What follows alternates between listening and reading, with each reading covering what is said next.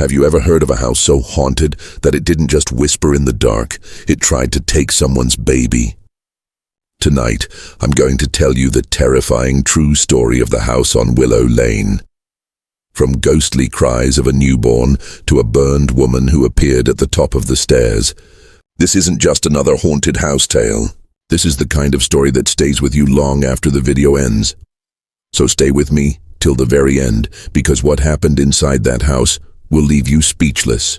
And if you love chilling true stories like this, make sure you like this video, subscribe to the channel, share it with your friends, and don't forget to watch all the way through, because every detail of this haunting matters.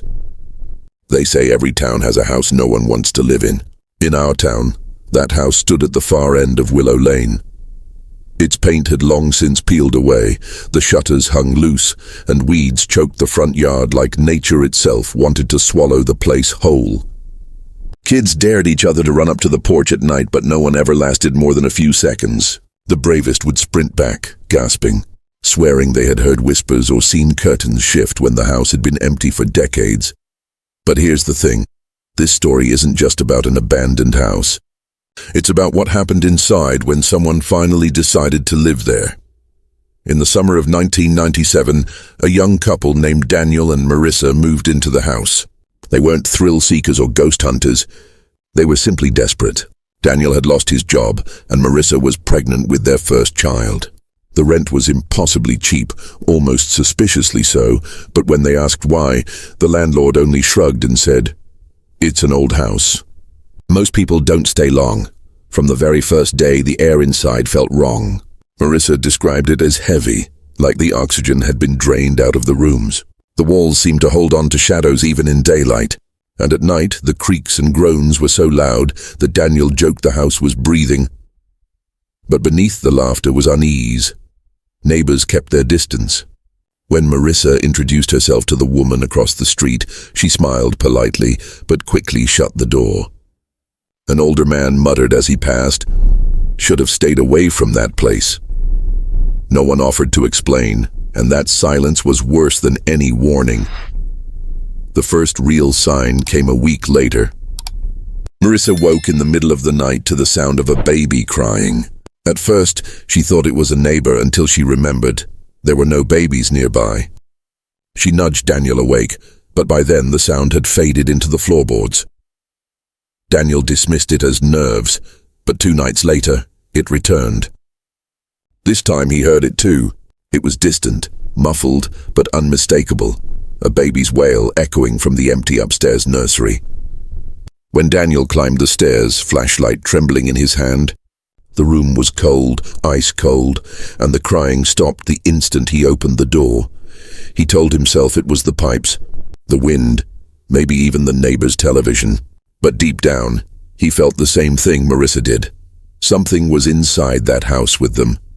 Something that didn't want to be ignored. And so, what began as a desperate choice for a new start quickly turned into a descent into fear. Because the house on Willow Lane wasn't empty at all. The crying wasn't the only sound Daniel and Marissa began to hear. Soon there were whispers, soft, broken voices that seemed to slip through the cracks in the walls. At first, they thought they were imagining things. Marissa would pause while folding laundry, sure someone had murmured her name. Daniel, working in the basement, would swear he heard footsteps above him, even though the house was locked. By the second week, the whispers grew bolder. One night, Marissa lay in bed, the glow of the streetlight faintly cutting through the curtains. She rolled onto her side, drifting towards sleep when a voice hissed right into her ear. "Get out." She bolted upright, heart pounding. Daniel, startled awake, found her shaking and pale. He searched every corner of the room, checked the windows, even stepped outside into the yard. No one was there, but when he came back, Marissa was clutching her stomach and whispering, "It doesn't want us here." The next morning, Daniel finally asked the landlord about the house's history. The man hesitated, staring at the ground, then muttered, "It's just stories. People say a family died there long ago. A fire, a baby in the upstairs nursery. But it's just rumors." He refused to say more and quickly walked away. Marissa, however, couldn't ignore the connection. A baby, a nursery. The crying. It was too specific, too real. She begged Daniel to move out, but they had spent nearly all their savings on moving costs. They had nowhere else to go, so they stayed. That night, the house made its presence impossible to ignore. Daniel woke to the sound of footsteps pacing outside their bedroom door.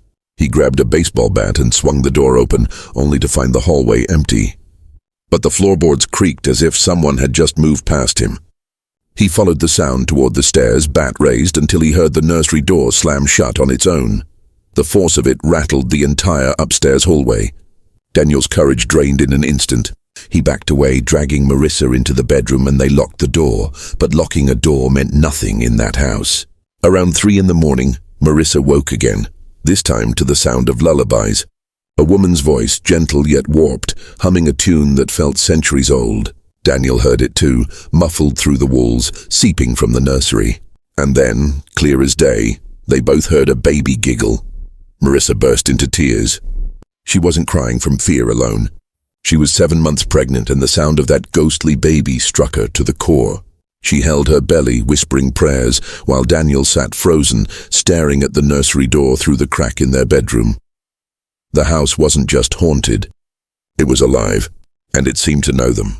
By the 3rd week, Daniel and Marissa realized the house wasn't content with whispers and sounds. It wanted to be seen. One rainy evening, Marissa was in the kitchen when she felt someone standing behind her. She turned quickly, expecting Daniel, but the space was empty. Then, from the corner of her eye, she caught movement, a small shadow darting across the hallway. It was low to the ground, like a child crawling on hands and knees. She froze. The floorboards creaked, and then came the soft sound of tiny hands slapping against the wood, moving toward the stairs. Marissa screamed and Daniel rushed in, but by the time he arrived, the hallway was empty. That night, the couple argued. Marissa wanted to leave. Daniel, stubborn and broke, insisted it was stress. But even he couldn't explain what happened 2 nights later. Daniel had fallen asleep on the couch when the old television in the living room flickered on by itself. The screen didn't show static, it showed flames. Red and orange fire roared across the glass, crackling so loud he thought the house was burning. He leapt up in panic, only to see the room was untouched. But the screen showed more than fire. Through the flickering image, a woman appeared, her face distorted by smoke. She was holding a baby, crying out for help before vanishing into the flames. Daniel yanked the cord from the wall, but the TV kept playing, the cries growing louder until he smashed the screen with the bat. Only then did it go silent. When he told Marissa, she broke down. "It's the mother," she whispered. "The mother who lost her baby. That's why we hear it. That's why it won't stop." The haunting grew more violent. Doors slammed at random, objects slid across tables, and every mirror in the house developed long, jagged cracks. Marissa refused to enter the nursery, but Daniel insisted on checking it daily. Each time, the air grew colder, and sometimes the crib, empty when they moved in, rocked on its own. The breaking point came one stormy night. Thunder rattled the windows and rain lashed against the glass. Marissa woke to find Daniel gone. She called his name, but no answer came. She stumbled into the hallway, only to hear his voice upstairs calling her softly, "Marissa, come here." Her blood ran cold. She knew Daniel was at work. He'd left hours earlier for a night shift. Whoever was calling her wasn't him. She backed into the bedroom, clutching her belly, whispering, "No, no, no." But the voice persisted, closer this time, mimicking Daniel perfectly. "Come here, Marissa. The baby's waiting." The nursery door creaked open. Inside, the faint cry of an infant echoed through the storm. When Daniel returned the next morning, he found Marissa huddled in the corner of their room, trembling and wide-eyed, whispering the same words over and over. "It knows my name. It knows our baby." The house had crossed a line. It wasn't just haunting them, it was hunting them. After the night it called Marissa by name, the atmosphere in the house changed completely. It no longer felt like they were living in an old, creaky building. It felt like they were trapped inside a predator's den. The walls seemed to breathe. The shadows lingered too long, and every sound carried intent. Daniel, shaken by what he found that morning, finally admitted they had to leave. He promised Marissa they would find another place, even if it meant sleeping in their car for a while. But the house must have sensed their decision, because that very night, it unleashed its fury. It began with the lights. Around midnight, every lamp in the house flickered in unison, plunging the rooms into an erratic strobe. The television sparked on and off, blasting static, and the radio upstairs tuned itself to a station playing nothing but distorted screaming. Daniel rushed from room to room, trying to shut everything off, but nothing obeyed. Marissa was in bed, clutching her stomach, when she heard the baby again. Only this time the cry wasn't distant. It was right beside her. She turned her head slowly and froze. In the shadowy corner of the bedroom, a crib had appeared. Inside it, a pale infant lay wrapped in charred blankets, its tiny chest rising and falling with raspy breaths. She screamed for Daniel, and when he rushed in, the crib vanished. But before he could comfort her, the nursery door upstairs slammed open with such force that the whole house shook. They ran into the hallway, and that's when they saw her. At the top of the stairs stood the figure of a woman. Her skin was blackened as if burned, her dress tattered, and in her arms she held the lifeless body of a baby. Her eyes, hollow and glowing faintly, locked onto Marissa. Then, in a voice layered with agony, she wailed, "Give him back." The temperature plummeted. Their breath fogged in the air as the woman shrieked and began to descend the stairs, each step echoing like thunder. Daniel grabbed Marissa and pulled her toward the front door, but the locks wouldn't budge. The key snapped in his hand as if the house itself was sealing them inside. Suddenly, every cabinet in the kitchen burst open, dishes shattering across the floor. The walls groaned like they were splitting, and from the ceiling came the sound of crying, dozens of babies, not just one. The chorus of wails filled the house, rattling their bones.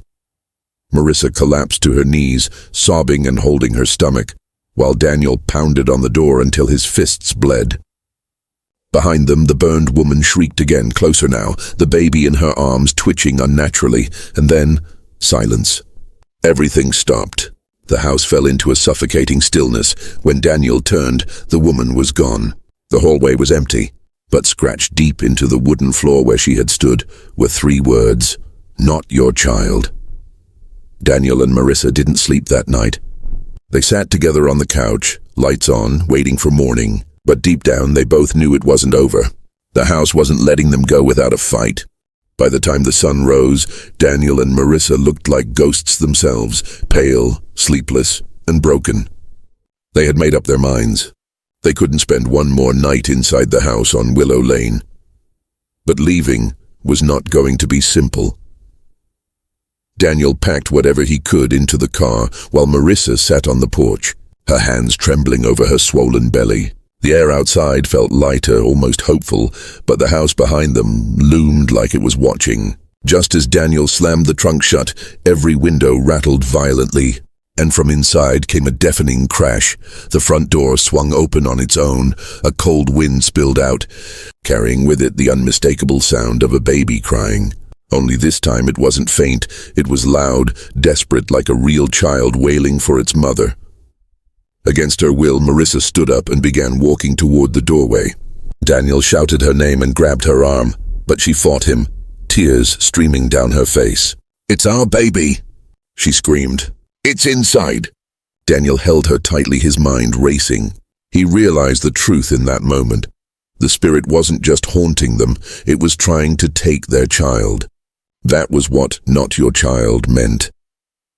He dragged Marissa back toward the car, but the ground beneath them shook. The porch boards cracked, and a scream erupted from the walls, louder than thunder. The burned woman appeared in the doorway, clutching the ghostly baby in her arms. Her voice, raw with grief, pierced the morning air. "He's mine." Daniel shoved Marissa into the car, jumped into the driver's seat and turned the key. The engine stalled once, twice, as if the house itself was holding them back. The woman stepped closer, the baby in her arms letting out a chilling, unnatural giggle. The house groaned, the windows exploding one by one, glass raining down like shards of ice. On the third try, the engine roared to life. Daniel slammed his foot on the gas, the tires screeching as they tore down Willow Lane. Behind them, the house howled like a living thing, the woman's scream chasing them into the distance. They didn't stop driving until they were miles away, parked at a gas station on the edge of town. Both of them sat shaking, unable to speak, until Marissa whispered, "It wanted our baby. It wasn't going to let us leave." They never returned to Willow Lane. The house stood empty for years until eventually it was torn down. But even after it was gone, neighbors swore they still heard crying where it once stood, soft at night, carried by the wind. Daniel and Marissa eventually moved on, raising their child far away from that cursed place. But they never forgot the house, because they knew the truth. Some tragedies are so strong, they don't just haunt walls and rooms. They linger, they hunger, and once they notice you, escaping is only luck. The house on Willow Lane had claimed lives before, and it would always be waiting for the next desperate soul who dared to call it home.